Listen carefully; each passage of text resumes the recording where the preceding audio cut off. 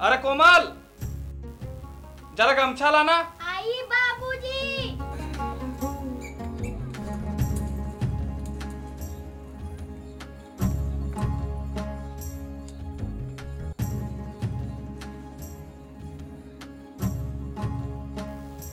बाबूजी, आज पूरा घर सजाया हुआ है। अरे हाँ, आज बबुआ का जन्मदिन है। पूरे गांव के लोग आए हैं। बधाई गवाएगा। चल हट।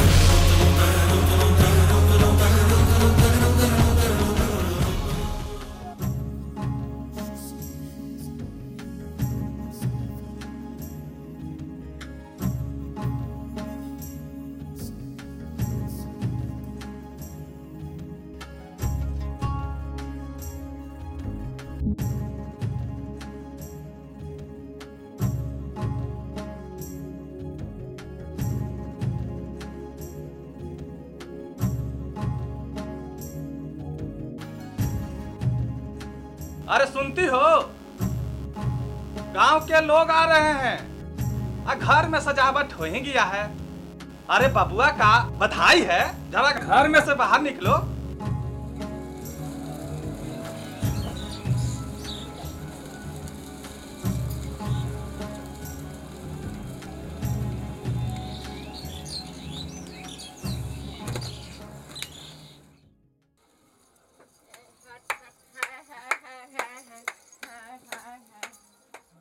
बच्चा हुआ है तो बधाई तो दीजिए।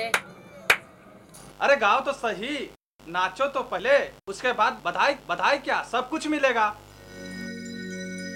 बबुआ के बधैया, बबुआ के बधैया, कंगन लेबो है बबुआ के बधैया, कंगन लेबो है बबुआ के बधैया।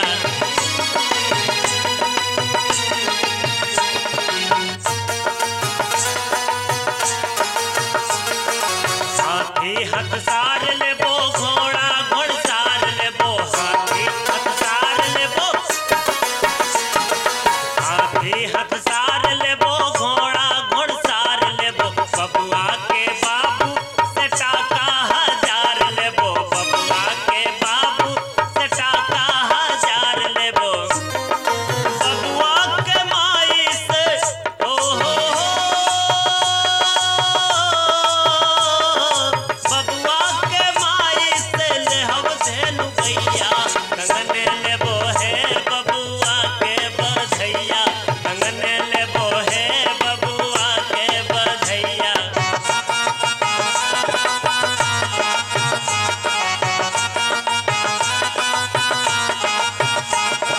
बबुआ जिंदगिया में बड़ा सुख पाई, बबुआ जिंदगिया में,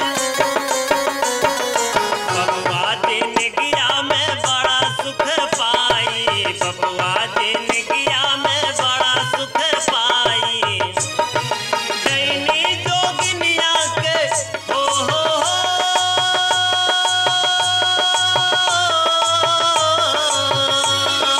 दैनी जोगिनिया के लागे ना नजरिया, कंगन लेबो है बबुआ के बधैया, कंगन लेबो है बबुआ के बधैया, कंगन लेबो है बबुआ के बधैया, कंगन लेबो है बबुआ के बधैया, कंगन लेबो है बबुआ के बधैया, कंगन लेबो है बबुआ के बधैया, कंगन लेबो है बबुआ के बधैया।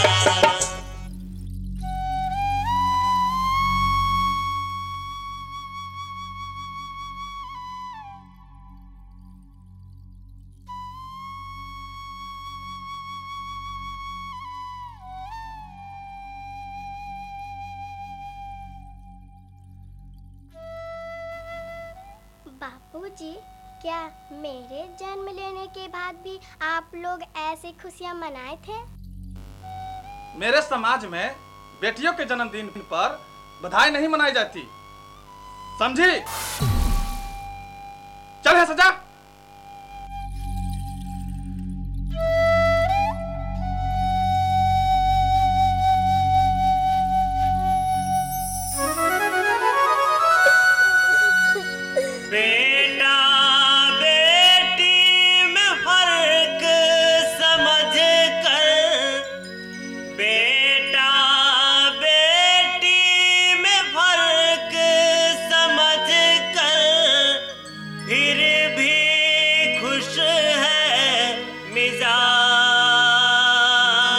मिजाज कैसा है रिवाज कैसा है समाज कैसा है रिवाज कैसा है समाज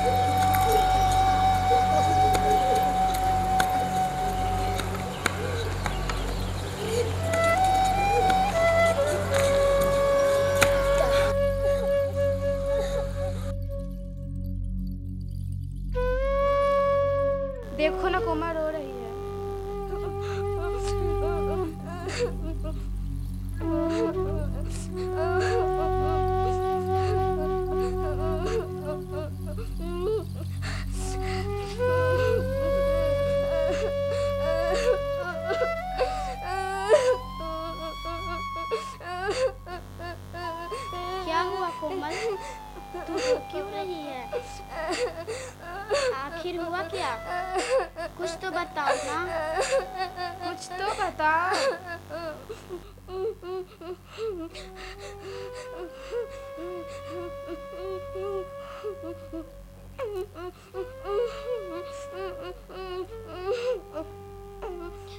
सोचती हूँ कि जब मैं माँ की कोख में थी तो कोई फर्क नहीं था।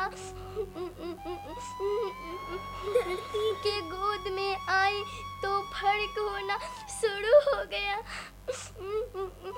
मेरे जन्म पर घर में मातम छाए हुए थे।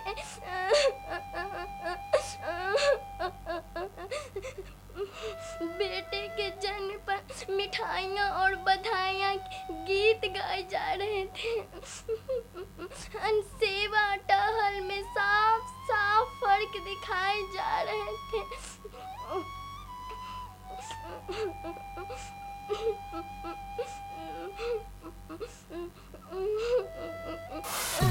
चांदी में फर्क थी। मुझे मार दे तो क्षम और मैं मार दे तो कान पकड़कर पीठ पर घम की तरह मैं भैया की बराबरी करने का प्रयास करती रही। इस भाव के बावजूद भी लड़ झगड़ कर खाती रही गई। साथ साथ भैया का मेरे ऊपर दबदबा रहा और थप्पड़ खाती रही। मैं चोर, वो सिपाही। मैं क्या करती हूँ मेरे ऊपर पैनी नजर रहती है। क्या खाती हूँ, क्या कर रही हूँ, मेरी सहेली कौन है, मैं किसके साथ घूमती हूँ, मेरे दोस्त हैं कहाँ जाते हैं और खेलते हैं, इसका उन्हें खबर नहीं ली जाती। मैं इस समाज की दकियानूसी सोच को अपने जन्म से ही जानना चाहिए। तो मुझे कहा गया तुम एक लड़की हो। लड़की लगी। हाँ, मैं एक लड़की हूँ, कोई लकड़ी नहीं। जब मन चाहे फेंक दो, जब मन चाहे जला दो, इच्छा करे अपने मन के अनुसार बना लो, परंतु मैं लकड़ी नहीं, लड़की हूँ, लड़की।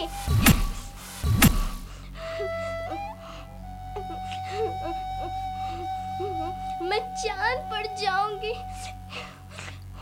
PT Usha, mother Teresa, Kiran Bedi की तरह बनकर दिखाऊंगी। कोई नहीं रोक सकता, कोई नहीं रोक सकता है, कोई नहीं।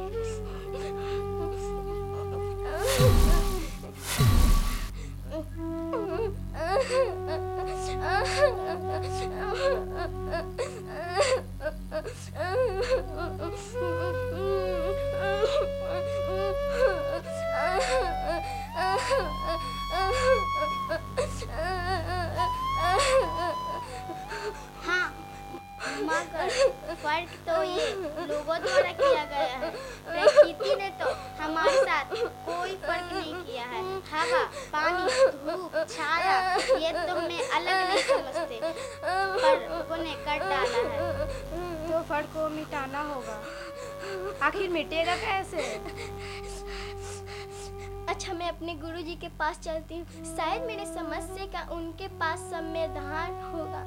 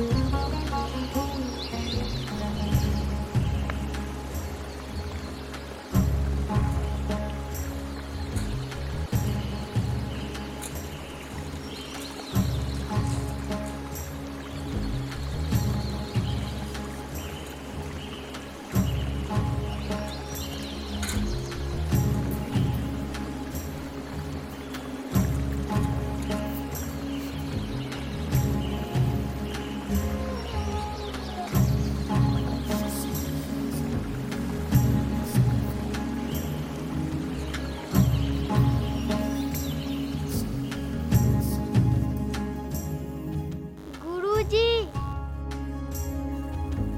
कोमल बेटा, आओ आओ।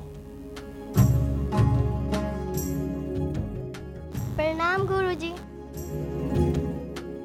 मुझे भैया की तरह आजादी क्यों नहीं मिलती? मेरे ऊपर पहरे क्यों? तुम ठीक कहती हो, नारी अबला नहीं, नारी को अबला बनाया गया है। नारी बहुत ताकतवर होती है। नारी की ताकत कहाँ गई गुरुजी? मुझे ताकत वापस लाना है। उन्हें अबला कैसे बनाया गया था? तुमसे डरने के कारण तुम्हें अबला बनाया गया। अच्छा ये बताओ, अगर तुम्हारे घर में बाछी हो तो क्या करते हैं? उसे नाथ देते हैं, अर्थात उसके कान छेद देते हैं। अच्छा, ताकतवर हाथी हो तो बेटा क्या करते हैं? उसके कान छेद देते हैं और पैर में झांझर डाल देते हैं। बस उसी तरह तुमसे लोग डरते हैं। नाक में नथिया, कान में बाली, हाथ में चूड़ी पहना देते हैं, जिससे जानवर की तरह तुम्हारी ताकत को कमजोर बना देते हैं। खैर बेटी, तुम बनना क्या चाहती हो? मदर टेरेसा, किरण बेदी और पीटी उषा बनना चाहती हूँ। तुम उनकी तस्वीर देखी हो? देखी है गुरुजी। फर्क कहाँ है? उनके भी दो कान, दो आँख, पैर और एक मुंह, और अंग को काटने पर भी बिल्कुल लाल खून मेरे जैसा ही निकलेगा। बिल्कुल नहीं मिलता। तुम ठीक ढंग से देखी हो? ठीक से देखो। नकल करने के लिए अक्ल की जरूरत पड़ती है। याद है गुरुजी, बिल्कुल मैं सच कह रही हूँ। उनकी तस्वीर को गौर से देखो। कहाँ मिलता है? नाक, कान, मुंह, आँख तो कुदरत का देन है।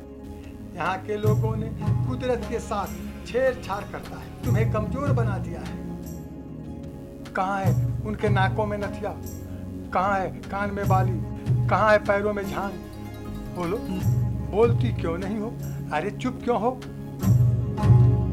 मैं तो उसे पहनूंगी, छोड़ नहीं सकती। खुद को मुझे अच्छा नहीं लगेगा। मुझे मालूम है, तुम चाहकर भी छोड़ नहीं सकती। पहनने का नशा है, इसीलिए तुम्हें मेरी कविता समझ में नहीं आती। कोमल, तुम्हारे पास जानकारी है, ज्ञान का अभाव है, ज्ञान का अभाव है। ठीक कहते हैं गुरुजी, बड़ी अच्छी अच्छी बातें, किंतु परंतु शब्द से घिरा पढ़ाया गया। दहेज लेना और देना दोनों अपराध होता है। झांसी की रानी, भगत सिंह, मदर टेरेसा एक अच्छे और महान थे, लेकिन अच्छा बनना चाहे तो माँ पिताजी मना कर देते हैं और कहते हैं नहीं चलना है उस रास्ते पर जिस पे कांटे ही कांटे हो। क्योंकि उनके नजरों में वो अच्छे नहीं थे।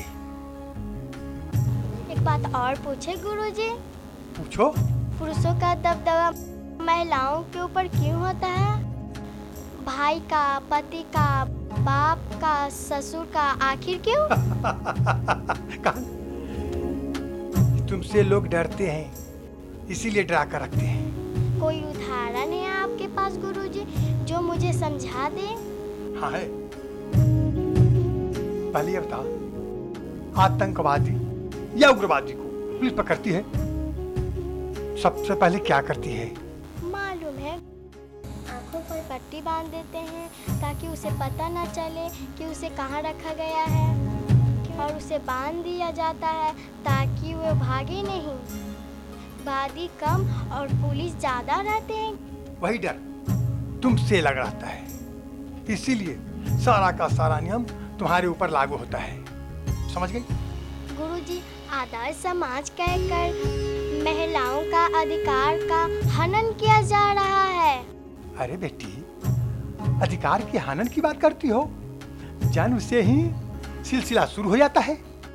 जब दुल्हन बनाकर घर से विदाई होती है तो घूंघट अर्थात बेटा आंखों में पट्टा गेठी अर्थात कमर में रस्सा, और बारात समझो कि फौज इतनी कड़ी सुरक्षा के साथ विदाई की जाती है।